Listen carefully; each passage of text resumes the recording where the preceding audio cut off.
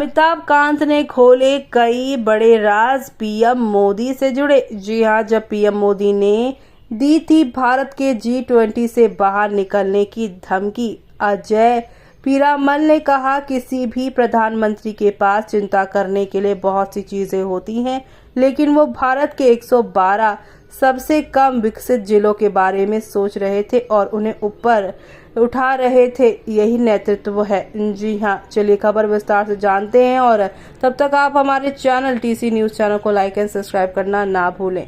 प्रधानमंत्री नरेंद्र मोदी ने भारत को G20 देशों के समूह से बाहर निकालने की धमकी दी थी।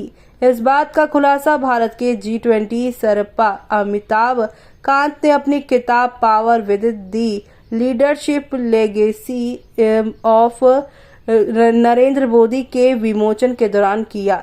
नीति आयोग के पूर्व CEO ने प्रधानमंत्री मोदी से जुड़े कई निजी किस्से याद किए हैं, तो वहीं उन्होंने कहा है कि भारत में 2023 G20 शिखर सम्मेलन और इस दौरान हम रूस यूक्रेन युद्ध का सामना कर रहे थे। 300 घंटे की बातचीत हुई और 16 मसौदे शामिल किए गए। प्रधानमंत्री को हर 2 घंटे में रिपोर्ट मिल रही थी। उन्होंने कहा है कि भारत ने अंतिम क्षण में भी अमेरिका और चीन के तनावपूर्ण संबंधों के कारण उनकी मांगों को संतुलित किया। उन्होंने खुलासा करते हुए कहा है कि प्रधानमंत्री सुबह करीब 8 बजे भारत मंडपम आए और बैठक की प्रक्रिया पर विवरण दे रहा थे। उन्होंने मुझे बीच में ही रोक कर संयुक्त घोषणा के बारे में पूछा। मैंने उन्हें सारी जानकारी दी। प्रधानमंत्री स्पष्ट थे, वो आम सहमति चाहते थे, अन्यथा भारत उसी दिन G20 से बाहर हो जाता। उन्होंने ये भी बताया कि संयुक्त घोषणा से 2 घंटे पहले कुछ अड़चनें थी, लेकिन भारत उन्हें दूर करने में कामयाब रहा। अमिताभ कांत ने कहा है कि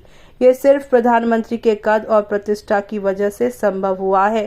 पीरामल समूह के अजय पीरामल ने इस दौरान बताया कि 2013 में जब नरेंद्र मोदी को भाजपा के प्रधानमंत्री पद के उम्मीदवार के रूप में घोषित किया गया था, तो उन्होंने भारत की वित्तीय स्थिति और आगे बढ़ने के आदर्श तरीके के बारे में जानने के लिए अर्थशास्त्रियों और उद्योग विशेषज्ञों के साथ 5 घंटे की मैराथन बैठक की थी। इस 5 घंटे के दौरान कई लोगों ने ब्रेक लिया, वहीं मोदी ने नहीं लिया। तो वहीं आपको बता दें कि अमिताभ कांत ने एक और किस्सा सुनाया है कि किस तरह भारत की डिजिटल भुगतान प्रणाली आज इस मुकाम पर पहुंची है। उन्होंने कहा, नोटबंदी के बाद मुझे प्रधानमंत्री का फोन आया और उन्होंने कहा कि डिजिटल भुगतान को आगे बढ़ाएं। उन्होंने हमें 100 दिनों में 100 शहरों में 100 डिजिटल मेले आयोजित करने के लिए कहा, लेकिन ये बेहद कठिन था। मैंने स्लाइड शो के दौरान प्रधानमंत्री से इस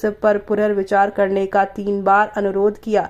हर बार उन्होंने सुनने से इनकार कर दिया। आज हम जितने डिजिटल लेन देन करते हैं, वो 100 दिनों में 100 शहरों में 100 डिजिटल मेले आयोजित करने पर उनकी आग्रह के कारण है। ये उनका विजन है। तो ऐसे में उनके इस विजन पर आपका क्या कहना है, कमेंट बॉक्स में कमेंट करके हमें ज़रूर बताइएगा।